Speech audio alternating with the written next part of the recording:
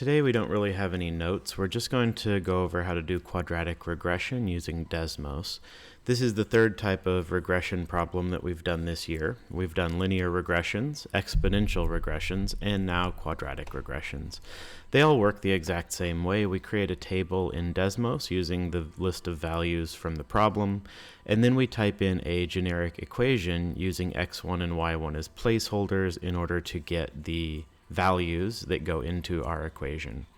So we're going to start. This is the star restricted version of Desmos that's linked in Canvas. We're going to create a table, and we're going to do problem 1 here from today's practice. So column 1 is going to be my years, which is row 1 here. So I have 0, 1, 2, 3, 4, 5, and 6. And then the y1 values will be my amount, 6.3, 6.9, 7.9, 8.6, 9, 9.6, and 9.9. And just like always, it's creating a scatter plot. Since these are within the range of the normal default window, I can see all the little dots appearing here. And as a reminder, I could do y1 is approximately mx1 plus b. That would give us a linear approximation. I could do y1, well, I'm not going to do all of them. But for quadratic, we actually have multiple options because Desmos doesn't care what form we're looking for. So typically, a problem will be looking for standard form. But if it were looking for vertex form or factored form, we could create those as well. So let's go ahead and use standard form. So as usual, we do y1 is approximately, using the little squiggle character, the tilde that's from the button next to the 1 on a keyboard, or on the Desmos keyboard, we go to ABC, and it's right here on the bottom row. So we put y1 is approximately. Our standard form says a times x1 squared. So we just type, when you type x, when you type a 1 after it, it automatically puts that into the subscript. And then you use shift 6 or this button here to go to your exponent and square it. Then we have plus b x1. Remember that each time we use y and x, they need to be the name of the variable in this table. If you somehow happen to make a new table that has x2, y2, you would just need to use x2 and y2 if you're referring to that table. I think it's best practice every time you start one of these problems to go in and do delete all from your log of stuff so that it starts fresh again. So we have ax squared plus bx plus c. It's going to tell us that r squared, as usual, is a measure of how good of a fit this is. So this is a very good fit to this data because it's 0.99. It tells us a, b, and c are these values. So if I wanted to write this down on my paper, I would put negative 0.0. For me, I like to keep 3 significant digits, meaning those first 2 zeros are not meaningful. I know this paper says round to the nearest hundredth, but if it were me, I would write it on my paper as negative 0.0. Those aren't meaningful, and then I'd put 488 because those are 3 meaningful numbers. X squared plus 0. And again, 3 meaningful numbers would be 9, 1, and then the next number is a 0 with a 7 after it, so that would round up to a 1. X plus 6.22. So that's an excellent fit. The red line fits very well over that one. They're basically, let's see if we can change the color of this one. Settings. Maybe I can't change the color. Or maybe I don't remember how to change the color. Oh, there we go. So we'll make that one blue. So notice that the red and blue lines are basically identical. If we round to the nearest hundredth, like it says, I just want to compare and see if we put 0.05 here. It's not going to be a whole lot different, but it is different enough that we see some separation here, that they're not the exact same curve. They're much, much closer. If we stick to that 3 significant digits, you can't really ever see that they kind of separate within a reasonable period of time. So that's how we do these problems. If I wanted to, for example, here type in vertex form, I could type in, the way we type vertex is a parentheses x1 minus h squared plus k.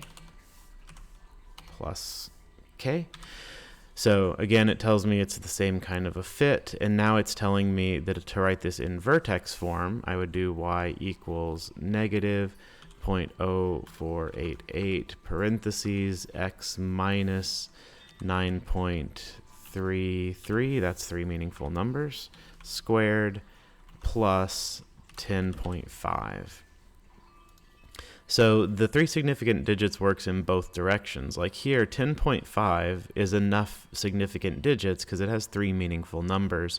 So I don't actually need to go to the 100th place if I have a bigger number that has more values in front of the decimal. So I can also type in intercept form or factored form. So that one looks like a parentheses x minus p x minus q. Notice the little triangle because I forgot to type x1, so we need to put x1, and then it tells us p and q. This one is particularly useful because it's telling us the x-intercepts or the zeros of our function. So with this one, I get my x-intercepts immediately, remembering that they're the opposite. No, they're not the opposite because I put x minus p. So these are the zeros. So 24 and negative 5 are the zeros of this function. So I have one over here at 24 and one over here at negative 5.3. So that's pretty much it. We'll do a couple more examples, but, estimating. So we need to be able to estimate a value spent in the year 2015. So these years are measuring the year since 2000. So that means that we want year 15. So we can do that a couple of ways. The easiest and best way is to put x equals 15 because x is our number of years, and we want to know at year 15 what the value is. By doing that, it creates this vertical line and makes a nice little gray dot where they intersect. So it looks like about 8.9 would be my amount. I don't even know what I'm doing. Amount of money spent in theme parks in billions of dollars. So I would write my answer as $8.9 billion for part B here. If we wanted to estimate what year will the estimated amount be, say, like 6 million or something like that, we would do or 6 billion. We would do y equals 6 instead of x equals, and that would give us a dot over here that says it's about 19 years away that it would be at that level.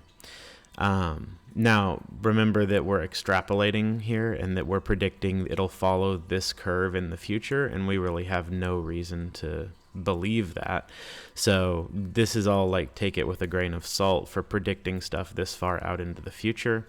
As always, these kind of predictive models are much better for what we call interpolating, where we're predicting values inside of the data set, not outside.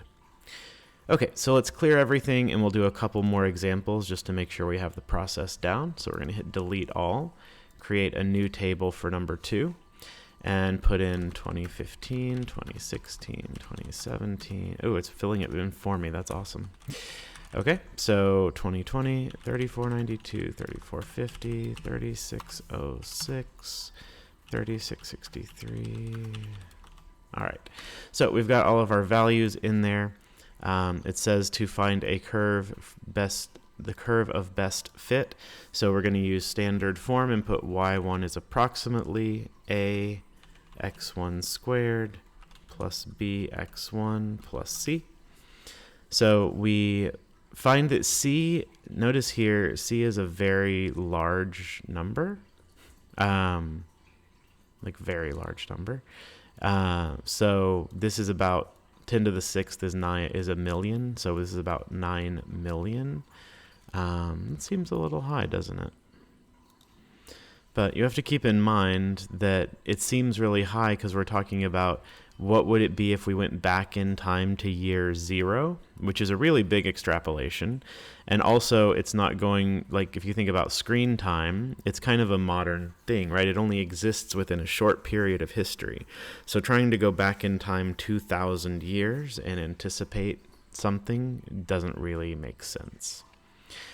So we can let's see if we can zoom out far enough to even see this. So we're talking about a very narrow range in history that we're trying to apply this curve to. So another way of looking at it, you noticed in number 1, it said the years since 2000. So the first year that we were counting was year 0. So just to compare, if we made a copy, I don't know if I can copy a table, so we'll just make a new table for x2 and y2. And we're going to do the same table, but we're going to start the year from year 0 and do 6 years starting from year 0. 3492, 3540, 3606. And we end up with dots clustered right around here. If we do y2 is approximately ax2 squared plus bx2 plus c. Then we're going, oh, I can't use A, B, and C. I've already used them. Well, I'm going to use D, E, and F then. Okay, so D, E, and F, maybe, oh, I can't use E. E is a reserved value. D, F, and G. So I use D, F, and G. Notice that my A value, so basically my vertical stretch, which is the main defining thing of this parabola and like how it's growing over time, is the exact same number whether I used years from 2015 to 2020 or 0 to 5.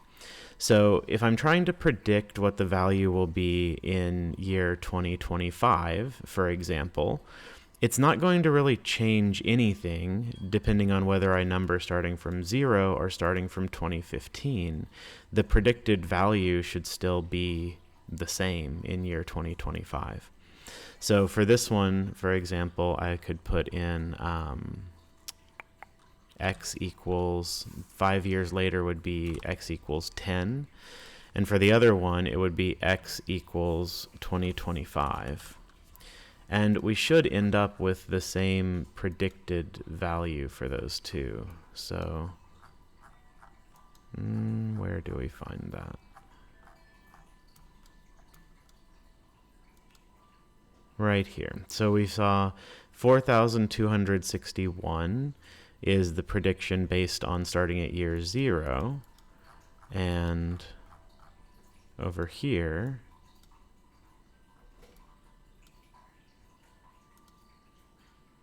we have 4,261.